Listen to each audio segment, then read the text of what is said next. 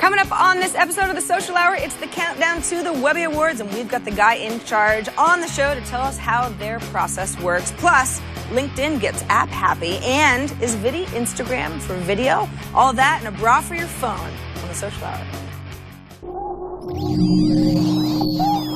Netcasts you love.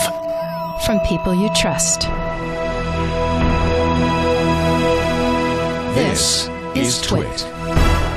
Bandwidth for the Social Hour is brought to you by Cashfly at CACHEFLY.com. This is The Social Hour with Sarah Lane and Amber MacArthur, episode 58, recorded Monday, April 30th, 2012. This episode of The Social Hour is brought to you by Netflix. Watch thousands of TV movies and movies on your PC, Mac, iPad, iPhone, or TV instantly. All streamed directly to you, saving you time, money, and hassle. For your free 30-day trial, go to netflix.com/twit. Hey everybody, welcome to another episode of The Social Hour from TWiT World Headquarters in Petaluma, California. I'm Sarah Lane. And I'm Amber MacArthur from South Florida. Hey, Sarah, good to be back on the show. And we have an exciting guest for today. Yeah, we do. In fact, and it's extremely good timing, too, because the organization that he's running has quite a big announcement to make tomorrow. And without further teasing, we'll just go ahead and introduce him. David-Michel Davies, the executive director of the Webby Awards, joins us now. Welcome, David-Michel. Hey, thank you for having me. Nice to be here. So when I say that you have a big announcement tomorrow, it's that the Webby winners will be announced tomorrow, although the actual star-studded event comes later on in May. Isn't that right? Yeah, that's correct. We've been doing People's Voice voting for the last, 3 weeks, and that ended Friday. I think we had well over 1 million votes cast, I think maybe even close to 2 million. And the winners for the Webby Awards and the People's Voice voting will be announced tomorrow, May 1st. So now why have you decided to take the approach of winners will know that they won when the event, which takes place in New York later on in May, happens? It's a good question. We tried it out about 5 years ago when we moved the show to New York in 2005, and it just turned out to be a great event. It just really works. It's a little bit atypical, but at other award shows, 80% of the room is sort of not that happy by the time the award show's over, if you really think about it. Mm-hmm. We always, when we had Webby Awards before, obviously we had the same sort of thing. It was still a great event and everything. But we tried this out one year in 2005, and the energy in the room was incredible because we only had winners there, right? And so everybody was so happy and so thrilled, and the whole evening was just such a more celebratory evening, is all I could say. It turns out at the end of the day, there's so much cool stuff that happens at the show that it's not like this thing where it's like you have to, the fact that you know who the winner is already is somehow, making it anticlimactic. The winners do such cool, interesting, fun things. There's so many surprises and things that happen at the show that there's plenty of suspense and sort of drama in its own right. So that's why. So we should probably take a little step back for anybody who might not be familiar with the Webby Awards. The web, obviously, it's a huge place. How could you possibly have an award show for all of the web? Because it's not just movies or just TV shows or just Broadway plays. How do you encompass the web into one single awards ceremony? Well, listen, it's definitely tough, but we have a lot of fun trying, and I think a lot of times we hit the mark. But we look at all different parts of the internet. We honor, obviously, websites, which is what we've been honoring since it started in 1996. We also look at online film and video. So those are videos that were created for or premiered on the internet. We started those categories, I think, about 5 years ago now.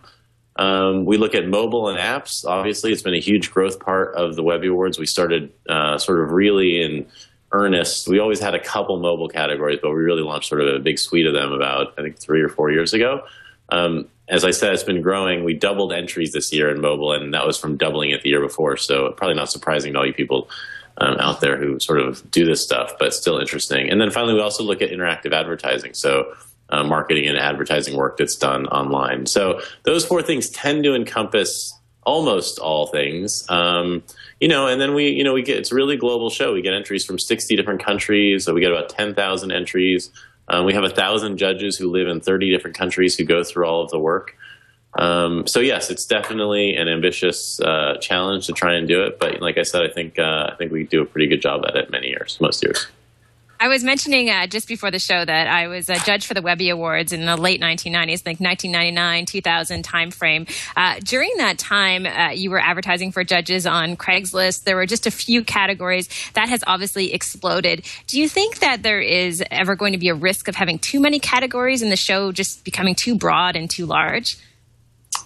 I think it's definitely a challenge, but listen, the question you guys brought up, the statement at the top of the question there was, the internet you can't really compare it to films. It's definitively much, much, much broader, right? And it encompasses film and writing and coding and engineering and great design and, marketing and editorial and all those types of things. But I think at the end of the day, the Webby brand and the award stands for outstanding achievement on the internet. And that's really like what we're looking to honor, like people who make really great things online. And just to give you a little analogy, when the Grammys started, 60, 70 years ago, probably longer now, they started off to honor recorded sound, right? And at the time, the way you played recorded sound was through a gramophone. Of course, today, we've gone through records, LPs, smaller records, mini discs, all different forms of recorded sound, but it's still the Grammys as a sort of like homage or, sort of tribute to where it started. And that's how we look at the Webby brand too and the Webby Awards, is that today, obviously, the internet is much broader than the web, but the Webby Award is still there to honor outstanding achievement on the net. Now, when I first knew that the Webby Awards were coming up for this year, and I'm familiar with the show, I actually was lucky enough to go to one of the early shows in San Francisco before it moved to New York, I think back in 2000. I think Amber and I were there the exact same year, even though we didn't know each other then, and, anyway. But so I'm looking through all these categories, and of course, the first thing I do is say, okay, what category would TWiT be in? Let's see if we're nominated. Hey, we're not nominated for anything, not realizing that we would have to have submitted ourselves. Now, that's certainly not unusual. There was a International Academy of Web Television that one of my other shows, TNT, won in a news category recently. We nominated ourselves. We submitted ourselves among other news programs. But I didn't quite know to do this with the Webby Awards. Is that just because I'm not paying enough attention? How much outreach do you feel that you have to make sure companies know that they should be submitting their own work if they're proud of it during the rest of the year? Yeah, I'm disappointed to hear you didn't know. We certainly spend an inordinate amount of time trying to be out there and promote. We have a call for entries in the fall. It lasts from September through the end of the year. And we really put a lot of effort into promoting it and making sure people know about it. Just to give you a sense, this past year, our team here visited 175 different companies in 12 cities around the world to help, sort of get that message out. We have ambassadors, so those are people who work on behalf of the Webby Awards in about 20 countries promoting the call for entries. We obviously have like an academy of 1,000 members who also do a fair amount on their part of promoting it. So we certainly try very, very hard. It's the focus of our organization for a good 6-month period. But, obviously at the end of the day, there's sometimes going to be stones that are unturned. Now, at least you do know about it. Hopefully you'll you'll enter it for the you'll think about it for the next year. But yeah, I think the flip side of that is not doing it that way. And then what happens is only sites that these small amount of judges know about, or the judges know about, can actually participate. And so either way you do it, obviously you're going to encounter I didn't know I had to enter occasionally. But, we found that by having this call for entries and focusing on promoting the fact that anyone can enter, we get a lot more entries and we are able to evaluate a lot more work. And ultimately, I think, do a much better job of canvassing and finding the best of the web than we were sort of in the early years when we just said, we had a few judges who chose the ones that were that could be considered for nomination. We have a question in from Google Plus from Deborah Oliver. She actually asked two questions. I'm going to start with the first one. If you can't answer that, we'll go on to the second one. Kind of an interesting question. What was the most surprising award ever given during the Webby Awards? Because you definitely have sort of a quirky past, and you've done a lot of fun stuff there. The most surprising award, huh? I think I don't know if it was the most surprising. It was certainly surprising and interesting. Last year, we honored Watson as the Webby Person of the Year, which was, I thought, really interesting, given that, he's technically not a person. And that was really fun. But, I think it really sort of spoke to something really important that was happening in technology and the humanities, which is, that the line between people and robots was maybe potentially not blurring, but was at least people were being able to communicate and work with robots in a sort of much closer sense than ever before, and to the point where we now had robots competing against people in very popular games like Jeopardy. And we thought that was really interesting and sort of the moment. We definitely had a lot of people say he's not even a person. So I guess to them it was pretty surprising. That's a good one. She also asked, what do you think people or company gains by winning a Webby Award, both tangible and intangible? Oh, it depends on, obviously different winners get different things out of it, but it can be really anything from totally changing your career. We had a winner 2 years ago in the personal websites category, which has always been a long time favorite category of mine, who runs a blog called 1,000 Awesome Things. A great blog. He started it in response to all this negative news in the world, everybody being so down. And his thought was, there's all this great stuff, this awesome stuff. Somebody needs to be covering it. And he started the blog and he entered it into the Webbys and eventually went on to win. And the win really totally changed his life. He got back from the ceremony. He had all these calls for book deals. I think he's now on to his third book, which have been like New York Times bestsellers, so super successful. He's like a speaker across the country. He does TED Talks now. So that's a very small or one example of like what can happen. But, obviously for companies, it really depends on the type of companies that, identifies them as the best at what they do. Consumers come to the Webby Awards site to look and find the very best of the web. So obviously being listed there has a lot of value. And then, of course, if you're on a team that makes Webby winning work, has a lot of the same benefits as somebody who might win a Grammy or an Oscar. You get acknowledged as the best in your field, you get better jobs, you potentially have a more exciting career, more opportunities come your way, all those things you would typically expect with sort of being chosen or selected and as outstanding. Came across an article that you read for the Huffington Post last week, which was in response to a Wired article that was, I guess, kind of taking the Webbys to task for charging too much for entry submissions, having too many categories, getting away from what the web is really about. That's sort of what I took away from that Wired article. Can you talk a little bit about why you choose to? The submission it's $295 for a website, and then I think it's a little bit more if there's advertising involved. Yeah, the $295 is probably like, I would say, the most like the normal fee, I guess. It's actually a little bit lower if you enter early. We have some breaks and things like that, and then we have a much lower fee for sites that are and work that's made for primarily by individuals and small groups in specific categories like personal website and weird and net art. Blog cultural, some video categories also where the categories are more geared towards individuals.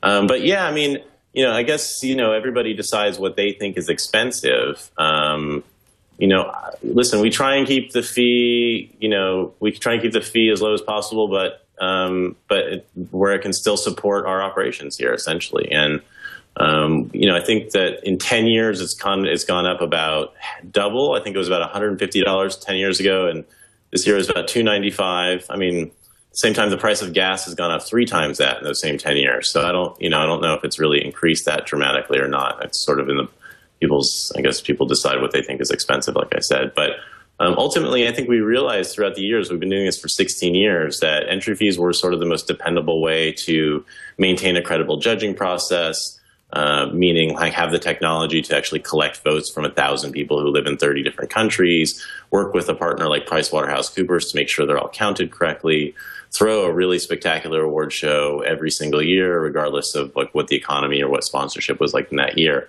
And so it is what it is, I guess. I certainly understand people's, I empathize with people thinking it makes things inaccessible, but from our perspective, it's actually the most democratic and best way of finding all the best work that's online. Last question from me, since this show is primarily a show about social media, how has social media changed the Webby Awards? How has social media changed the Webby Awards? A lot of ways. I think it's changed the show a lot, which is really interesting. So we used to, a few years ago, I guess this will be the second year, 3 years ago, we used to shoot the show, and then we would actually put up all the clips from the show the next day. And we thought that was actually a very internet way of watching an award show. Like we sort of thought like, why, does somebody want to sit through a long show and when they can just watch whatever they want to watch it? And obviously people still watch much, much more on-demand content, video content than they do live content. But as social media started to sort of pick up and we started seeing the kind of interaction we could have with people who weren't at the show in real time, we thought it really made a lot of sense to actually have a live version of the show. And so last year we, for the first time, broadcast the show live. It was actually broadcast live in partnership with Facebook. On Facebook, it was broadcast on, I think, about 25 different partners' sites. So you could actually watch the Webby Awards on the Huffington Post Facebook page. You could watch the Webby Awards on the BuzzFeed Facebook page. You could watch it on the Martha Stewart Facebook page and many, many others. And so really, it definitely changed the experience of watching the show, of participating in the show, and then also what happens at the show. And as we announce winners tomorrow, we will start. There's a whole suite of activity that we're going to be doing through social media from now until the days and days after the show to engage the audience in actually creating many parts and many aspects of the show itself. So, winners announced tomorrow, so that's very exciting, obviously, for anybody who is nominated in the multitude of Webby's categories. Where do people, will that be live video? Where do people follow along live with the winner announcements? So you can go tomorrow at webbyawards.com. We'll have all the winners posted there. Obviously, it'll be in the press as well. And then, from now until May 21st, lots of activity going on through Webby Awards social media accounts. The Webby Awards on Twitter, also the Webby Awards on Facebook, and of course we're super active on Instagram and a bunch of others as well. Very cool. Thank you so much for joining us. It was great to have you on, and good luck with everything. And we'll be watching the winners as they trickle in. Cool. Thanks for having me, and it was good to catch up with both of you. David-Michel Davies, Webby's executive director and founder of Internet Week. Thanks so much, David-Michel. We look forward to congratulating all the winners and being a winner ourselves next year when we remember to submit our content. Have a good one. And he's gone. We didn't even get into the Internet Week part of David-Michel's job, Amber, which has always been very interesting to me. It's based in New York, and the Webbys, at least for the last couple of years, have become part of Internet Week.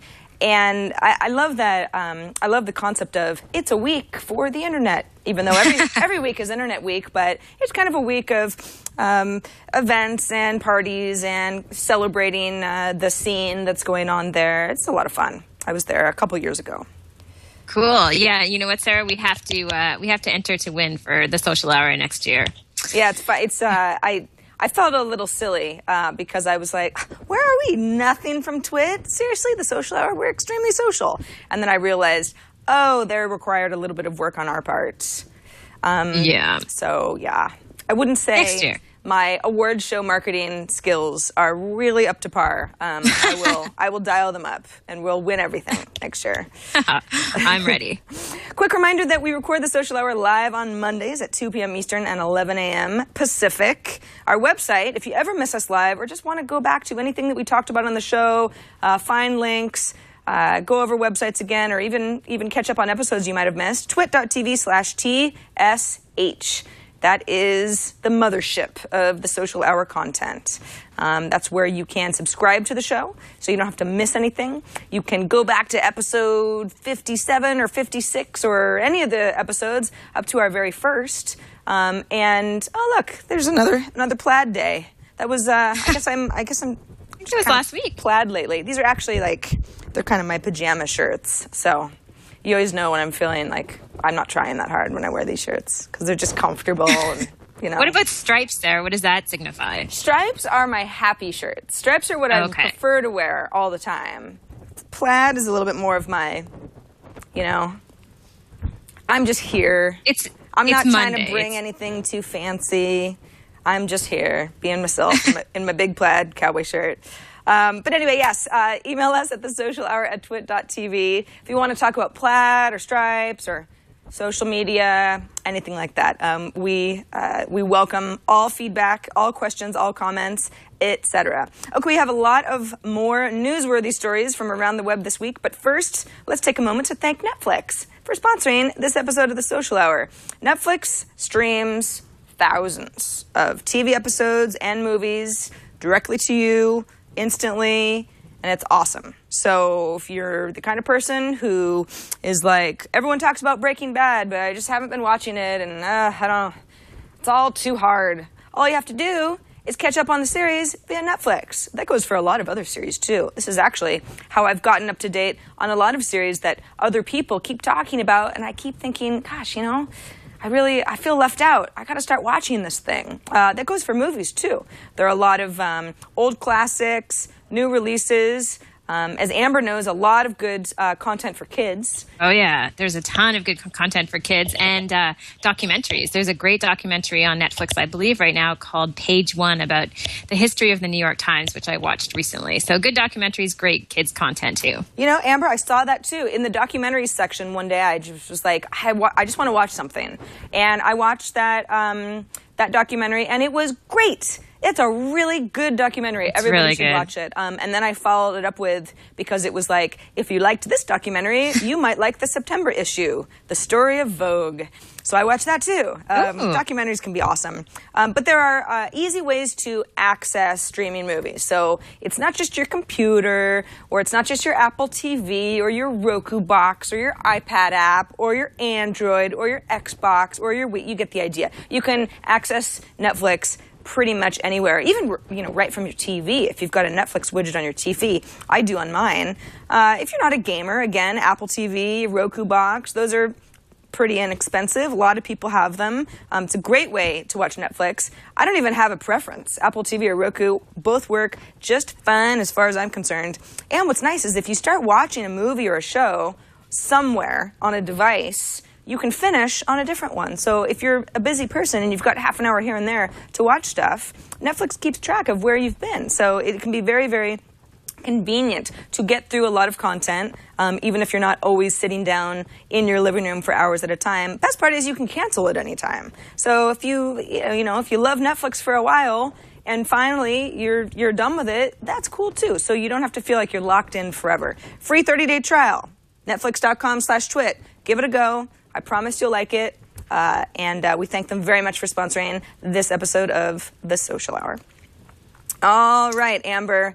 Turns out that social networking has topped games, at least on mobile devices. This is a really interesting article. It comes from flurry.com. Let's see if I can pull it up here. And this is just via mobile devices, but for about 40 months straight, gaming was the most popular consumed genre of content on mobile devices until Q1 2012, when, for the first time, social networking eclipsed it by quite a bit, actually. Huge bump up in minutes per category on social networking.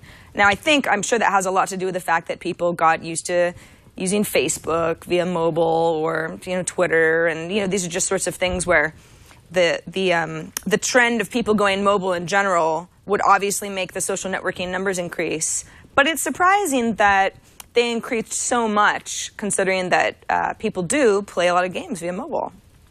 Yeah, I was pretty impressed with the stat in terms of how quickly, like you mentioned, it had increased. I was curious how they define social networking apps and or services, and wondering if, is Instagram considered a social app? And I would guess so, just based on the social elements to Instagram. But of course, it, primarily is a photo app. But if they include so many of those apps, I wonder if some of those social tools have helped a lot, like in the Instagrams of the world and the other apps that have the kind of a social element to them, but maybe aren't entirely just social. Absolutely. I mean, it'd be a little bit of a stretch, but I mean, you could almost say that Instagram is like a game for a lot of people, because you take a picture and then you want to see how many likes you get, and there's a little bit of like this fun element that makes you want to keep going back, which is obviously the draw of games for people. Some of the lines are blurred, and it does look like if you look at these, for any of our audio listeners, we're showing some graphs, that it's not as if people are not gaming on mobile devices anymore. It's just that they are spending a lot more time on social networking services as well, which is kind of more important. So it sounds like the takeaway is people are just on mobile devices a lot more. I would think that's probably true too. Yeah, pretty impressive though to see how important social has become as part of that mobile experience. I know myself, even in the past 6 months, I do this all the time. I tend to be sitting there on my smartphone, and even though my computer's nearby, like I'll go through Facebook and Twitter and all these other tools. And not that I'm so lazy that I don't want to pick up the laptop or the iPad, but I just find my habit is to do so much more on the smartphone because the apps have gotten that much better, particularly the social apps. I've mentioned before that maybe Facebook could use a little work, but the rest of them are great, which brings us to our next story about the LinkedIn iPad app. I heard a lot of people were really happy with this. Sarah, I'm curious what you think, because I know you review a lot of apps like I do. Yes, I do. And on the last episode of iPad Today, we went through the LinkedIn iPad app in great detail. Leo was out because he's still in Norway. MG Siegler was guest hosting with me. And the takeaway we both had was, wow, LinkedIn looks like Flipboard. And that's a good thing. It doesn't look like the web version of LinkedIn. I've got it up on my iPad now. And what's nice about it is that it's a really nice looking app. This is a combination of LinkedIn top stories, updates from my friends. Many friends will send Twitter updates to LinkedIn, so it's not necessarily totally organic content from within LinkedIn, but if you're hanging out on LinkedIn all the time and not Twitter, it's a perfectly fine place to get this updates from people. Who's got new connections?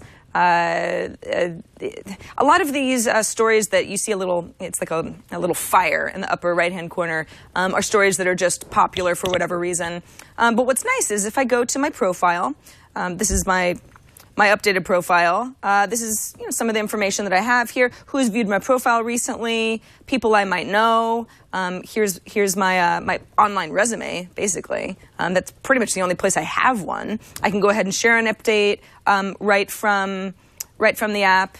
I can send, I wouldn't necessarily need to send my bio to connections, but if I was looking at someone else, I could email. If we were looking to hire at TWiT, I could email someone who looked like a really good potential match to Leo, for example. So it's the functionality of LinkedIn on the web, but very app friendly. I've got inbox for all of those LinkedIn emails that I am not keeping up on, but I love it. I mean, I think that LinkedIn is a very, very powerful tool for a lot of people.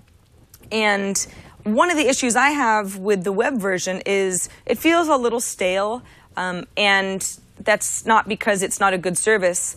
I just feel like I go to LinkedIn, if I want a new job, or if somehow my job description changes, I'll go ahead and update it just so people, if they hit my profile on LinkedIn, have the most up-to-date information for myself. But I don't know that I think of it as sort of a living, breathing network and a place to keep the conversation going. I feel that more with the iPad app, and I'm sure that would make the people at LinkedIn very happy, because of course they don't want you just going to LinkedIn because you want a new job or you've got the feelers out. Amber, what do you think? How do you like this versus the kind of traditional LinkedIn experience? I do like it a lot. I mean, the thing that surprised me the most about this was how positive the reviews were about the app. Many times an organization will launch an app and people are really negative. They get kind of caught up in all of the details, but there really was a wonderful response to this app. And I think one thing that LinkedIn has been doing really well is, they're not necessarily first to market with a lot of things, but the reality is when they put something out there, they do a really nice job. They've done a really nice job of their apps. They have other apps. I've mentioned one before called Card Munch that integrates your LinkedIn information when you're scanning business cards and can hook you up with that person who you're meeting at a conference or anywhere where you get a card and you're exchanging them. Their apps are really slick, really well done, and it just feels like they're a really strong, stable social network. I don't get the feeling like Facebook, the throwing spaghetti at a wall scenario where they're just trying a bunch of different things, kind of the hacker way. I feel like there is a lot more thought and strategy behind things as they roll them out, like this app, for instance, and it is really well done upon launch. So I feel like that gives me, hope and promise in the whole LinkedIn brand. And I think they're doing a really great job. I do too. I love this. If anyone is, if you're an iPad user and you're wondering if this is the right app for you, if you use LinkedIn, you should definitely have this app because it's completely free. And like I said, it is LinkedIn reimagined, absolutely. And they've done a really good job. And there's a lot of discovery here. It's not just about looking at where people work. It's about what's relevant to all of us, career-wise and otherwise. All right, moving on to... So, over the last couple of weeks, pretty much since Instagram was sold to Facebook for $1 billion, everybody's jumped on whether or not that was too much, whether it makes sense. Is Mark Zuckerberg crazy? Who's next? And a lot of the conversation has started to shift to Instagram for blank, because it's like an Instagram but for pets or for movies or for video. And there's been a little bit of a healthy conversation, at least in my circles, about can video work the same way that still photos do in a nice little feed where you can just sort of scroll past things and like things here and there and comment here and there. Some people think yes, others think no, but there definitely are services that are trying to capitalize on the fact that people like that Instagram model, but with moving images. Two that come to mind are Vidi and SocialCam. Mark Zuckerberg has just joined Vidi, the folks at the Next Web discovered. He posted a single video of his dog looking cute. So this doesn't necessarily mean anything. This could be Mark Zuckerberg saying, this video of my dog is cute and I just want to put it somewhere. He posted it to Vidi. He didn't post anything to Facebook. So you could think, well, maybe it means nothing. Or you could read into it and think, why would Mark Zuckerberg be using Vidi unless he was interested in possibly acquiring Vidi for $1 billion? What do you think, Amber? I just feel, not that I feel badly for Mark Zuckerberg, but I keep thinking, if people think that every time he uses a new service, it's going to get bought, that's a lot of pressure on one guy, right? Yeah, exactly. But I don't know. There's a couple of things that sort of strike me as interesting with this article. I can't get over the fact that his dog's name is Beast. That would be one of them. He just doesn't seem like a guy who would have a dog named Beast. And secondly, I do think that there is, a huge battle to be won in the category of Instagram for video apps or whatever you want to call them, or social video apps that more and more people are using. And I'd even include services like some of the quick 12-second video apps that we've seen out there that people are using for quick status updates.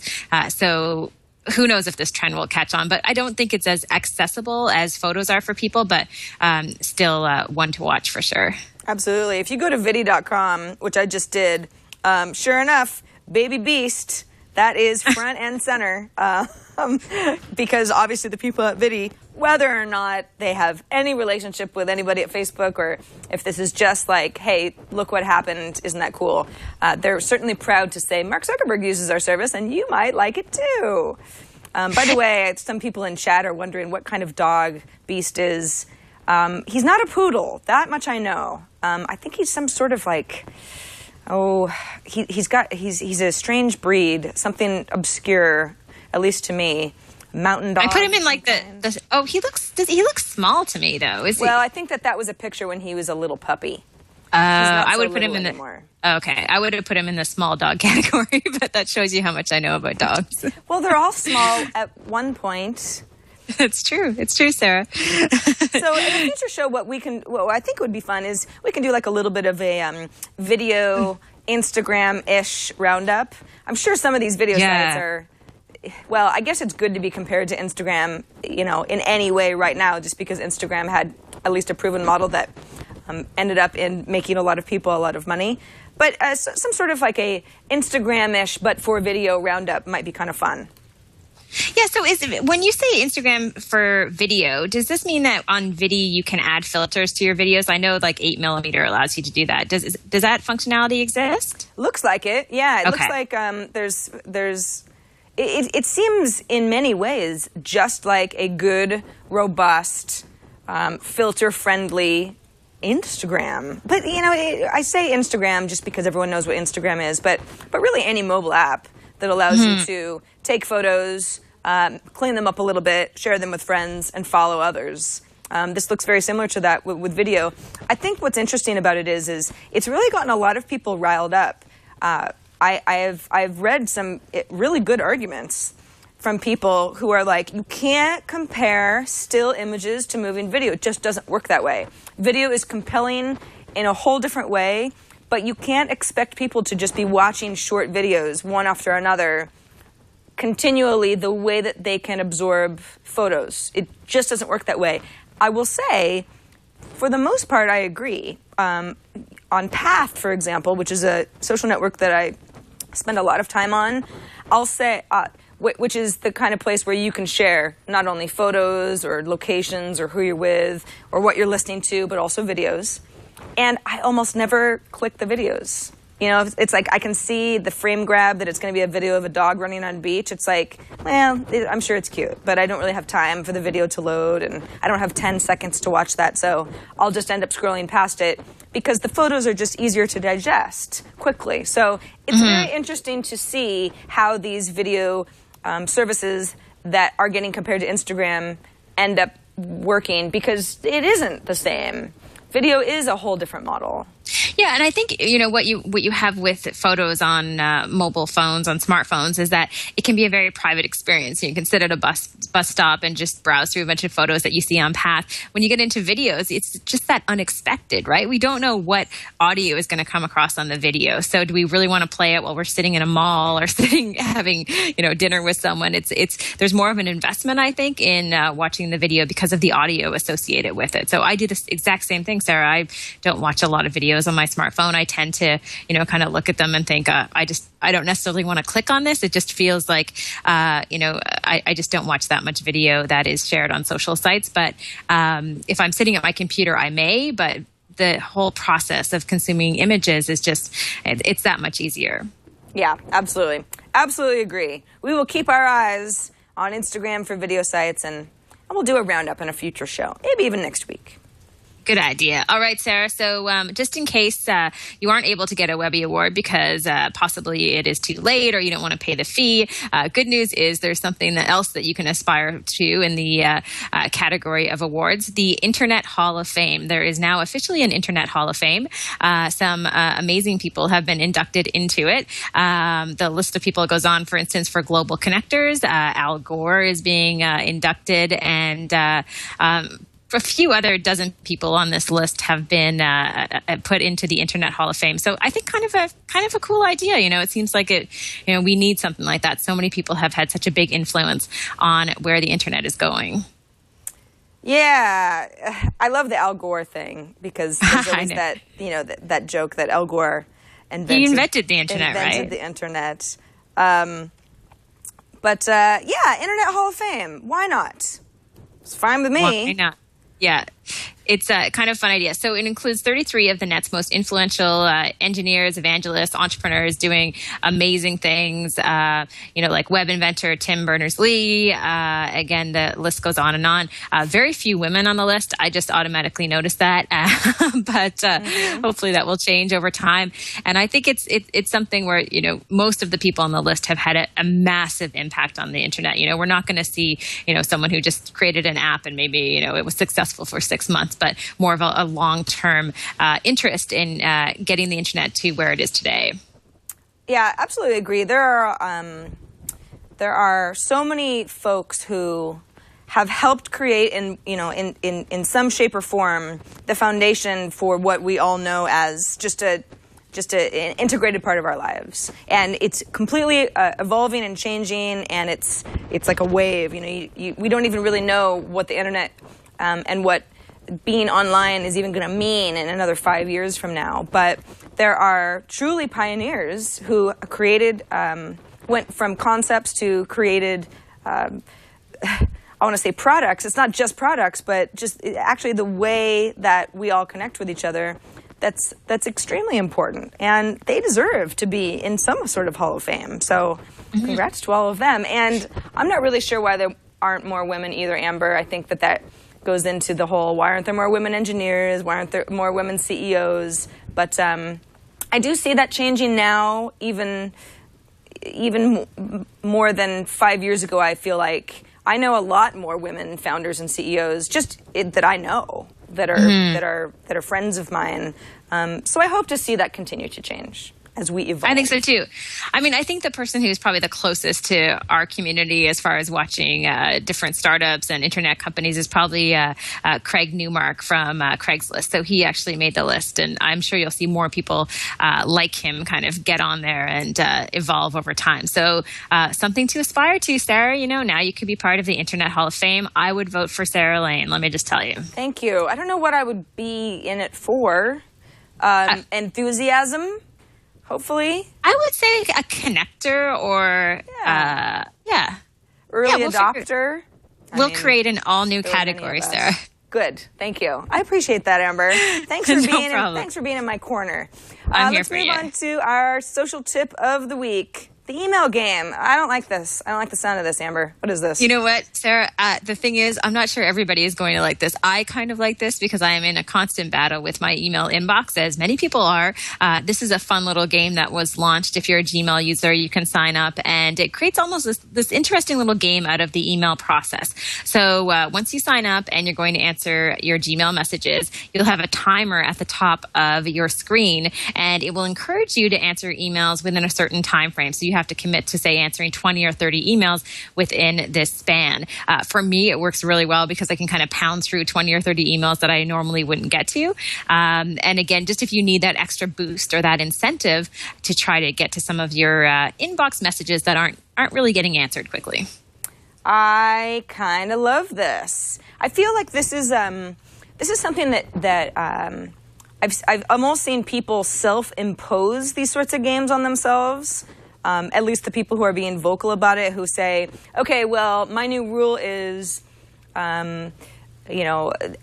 email response for, I have to respond to 100 emails, and they're never going to be more longer than 3 lines, 3 wrapped lines, or it's 1 paragraph, or it's a, 300 character limit, that sort of thing. I do see people trying to sort of gamify the email experience just to get through it and to set some boundaries for themselves so that it doesn't become overwhelming. So anything that turns us into sort of a fun little way to be more productive is awesome. Yeah, I think there's such a big trend that's happening right now, the gamification of certain things in your life in terms of being more productive, getting things done. This is just one of those more simple tools, I think, that people can sign up and get value out of it right away. So if you're just, you've hit a wall, you're feeling so frustrated, this just helps you to get inspired to kind of answer a few more emails, particularly if you've come back from a long day of meetings or a vacation and you're trying to get back on track. I think something like this, sit down with a drink and kind of pound through, and it will definitely make it more fun than it ever was before. Awesome. So that's emailga.me. So email game, but the ME is actually the extension. If you want to play along. Speaking of playing along, our spotlight of the week is, I guess this is a fun tongue-in-cheek type of a way at looking at your Twitter use. Yes, and I don't even know how to pronounce it, but I would say it's Klauschbag, potentially rhyming with something else. But I know they covered it on TWiT on Sunday, and it's getting lots of attention. All you have to do on this service is put in a username, and then you can find out your score in terms of things that you've done that are, kind of, I say it's sort of things that are not inappropriate, but, if you spell things incorrectly on Twitter or you're retweeting people too much, just shows your kind of your jerk level, I suppose. So Chad put in his score, and he was at like a 38. I put in my score, so you just add your Twitter handle. I have a Klauschbag score of 31, which they tell me means I'm a bit of a prat. Mine's really high. Yeah. And it's measured by things like anger and retweet abuse. Now they think that all right. Amber Mack is not a douchebag, okay? And I'm reading exactly what Klauschbag is telling me about you. I mean, come on. This is not even sort of accurate. Now, but they say that because you retweet a lot of people, and I guess in the world of Klauschbag, that's a bad thing. And I don't know if I agree. I know. See, this is the thing, is I've actually seen this service being reported in major newspapers over the past couple of days, and people talking about the different scores and not understanding that. I think for Twitter etiquette, sometimes retweeting people is a positive thing. I do it all the time because I find a lot of great content. So I was very surprised to see that I am such an abuser of retweeting, and that really drove my score above 50 and put me into a negative space. So, and also, I think use of the English language, I scored really poorly on that as well. But that must be because I use so many, so much short form language on Twitter, not necessarily spelling things incorrectly, but doing a lot of, THX for thanks and kind of abbreviating things. Some people in chat are like, Space Guy says, this site is parody. It's not meant to be serious. We know that. We're aware that, if you type in all caps on Twitter, it's going to flag you as English misuse, and that's okay. And we're going to be okay. What's interesting is social apps. That is also something that, as far as Klauschbag is concerned, is something that I'm abusing. I think Amber scored pretty poorly on that as well, which says things like useless check-ins on Foursquare and that sort of thing. Now, I will say that there can be, when people check in on Foursquare and send those check-ins to Twitter constantly, that can be a little bit annoying.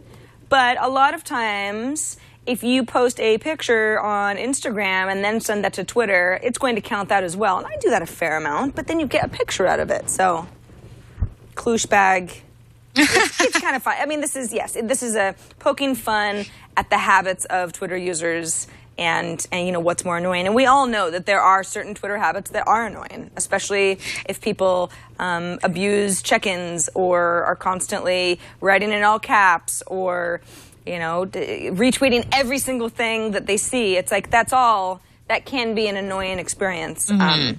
But we all know better. And clearly they're poking fun at clout too, right? Yes. Because it looks exactly like clout. So if you don't have a good clout, have a great Klauschbag score, then, I don't know if you want to promote that, but maybe they fall into the same camp. Yes, agreed. I haven't been to clout lately. I don't know if my score starts to, if that docks me. If I get docked on points, if I don't log in regularly, because I've just stopped going. Yeah. It'd be interesting to see. They have an app now, Sarah. Really? Yeah, they have a clout app, and it's basically to follow along with your own. Sorry, I can't stop laughing. To follow along with your own clout score. So if you want to gauge your clout score when you're on the go, you can use it. See, there you go. Here's the problem I have with clout, and I kind of talked about this before, and I'll just say this and then we can move on, but clout is almost as silly and doesn't mean anything as something like Klauschbag to me. Because my clout score is constantly changing. Sometimes I'm a pundit, sometimes I'm a thought leader, sometimes I'm a broadcaster. It's like my category keeps changing, and I don't know why. It's like, what is this? What does this all mean? Who is ranking me in this category? Sometimes my score goes down, sometimes it goes up. I don't know why. I mean, I know that part of it's an algorithmic who's replying to me and how much influence does that person have in the internet space and this and that. But I just don't think arbitrary numbers like that are meant to be taken too seriously. No, I would agree. Clishbag or clout. Exactly. Oh, it's fun to see them having a little fun with it, though, Sarah. Yes, absolutely. So now we move on to, this is new, hashtag of the week. Yes, hashtag of the week. So we have meme of the week sometimes. We have tweet of the week. This week we have hashtag of the week. I just thought I would include this because for anyone who was following President Barack Obama, who was on the Jimmy Fallon show, and he was speaking at the University of North Carolina at Chapel Hill last week, he mentioned a hashtag encouraging college kids to use it when they were opposing a hike in interest on federal student loans. So the hashtag is "Don't Double My Rate." The reason that I thought that was significant is that we have never seen before in our history any president or political leader at this level who was ever promoting a hashtag like this and has kind of created a hashtag campaign. So I thought it was worth noting that this is kind of a new thing, I think, for 2012 among politicians. Yeah, absolutely. And this is obviously it's a political play. This is an election year, and if Barack Obama wants to be in the good graces of college students, a really good way to get them on your side is to say things like, you don't want your interest rates on your federal school loans to increase, right? And they all say no, and then he says, me either. So let's all work together to talk about this and raise awareness. But it is a very effective use of Twitter. And I've always gotten the impression that the Obama administration, I'm sure there's a group of people in the Obama social networking camp who do this full time. They've really got a handle on a lot of the stuff, not just, how do we reach out to a certain group that we want to be supporting us, but how do we do so effectively? So something like Twitter hashtags that then go viral and get a lot of attention are a great way to do that, because college students are all on Twitter and they understand this sort of thing. Yeah, and I think just, taking something like this to show potential voters, particularly younger voters who are internet savvy, that President Barack Obama is in the know, or they want him, people to perceive that he understands what's happening in different social circles online. And I think it was definitely a smart move, especially as he got up, I think, and repeated it a few times and got the crowd to repeat it back. And I'm just thinking, 4 years back, if we ever saw a president do something like this, we would be very surprised.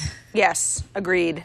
All right, before we get to Amber's Rad or Fad for the week, I want to remind you that you can get a hold of us a multitude of different ways. You can email us at thesocialhour@twit.tv. You can leave us a voicemail, 2626 SOCIAL 2626 social. That's our Google Voice number. Leave us a voicemail. Try to keep it to 30 seconds or less. It can be a question, a comment, an idea, feedback, criticism, any of it. You could record a video, upload the video somewhere, send us the link. You can get a hold of Amber or I on Twitter or Google Plus or Facebook. And the list goes on. You can look at our profiles on LinkedIn. But we welcome any conversation that you'd like to strike up with us for the show. So keep them coming. And now, Rad or Fad. All right, so I have to say that coming up with a Rad or Fad link sometimes is the most challenging part of the social hour for me because, sometimes there aren't really good products or things that come across my radar. But yesterday, when I was searching the web, I did discover this on Mashable. It's called the JoeyBra, and this is an under-the-shoulder smartphone holder. So it's like a little pocket that goes in the side of a push-up bra that was created by 2 Washington college students. And the idea being that you carry your smartphone there, your credit cards, your ID, your money, and you wouldn't lose them because it would be safely stored underneath your arm. But, okay. But that's not a convenient place to have anything. Yeah, and what does it look like when you're reaching down your shirt to get it? That was my first question, right? maybe it or seems up. like a good I mean, if you're idea. wearing a tank top, I guess that's sort of easy access, but that's not going to be the case all the time. I mean, I guess it's almost a little bit like a those little travel, when people go traveling, you want to keep your passport safe. It's like that sort of little thing that you wear around your neck, and then you can sort of tuck into your jeans so that you're not actually putting anything of value into a pocket or a place where pickpockets would easily reach for. So you're certainly going to conceal something. I guess if you're wearing, like we're seeing on this video, kind of a fancy dress where you're not holding a purse, you don't have anywhere to hold your phone. That actually has happened to me before, where it's like, well, if I don't have a jacket pocket for my phone and I want to keep my hands free, I don't really have a choice. I either need to hold my phone or I have to not have my phone at all. And of course, I always have to have my phone. So I guess in few circumstances it could be helpful, but also a little bulky. That's what I was thinking. I think it would be the bulk that would drive me the most crazy, but also just the fact that your phone is under your sweaty armpit. I don't know.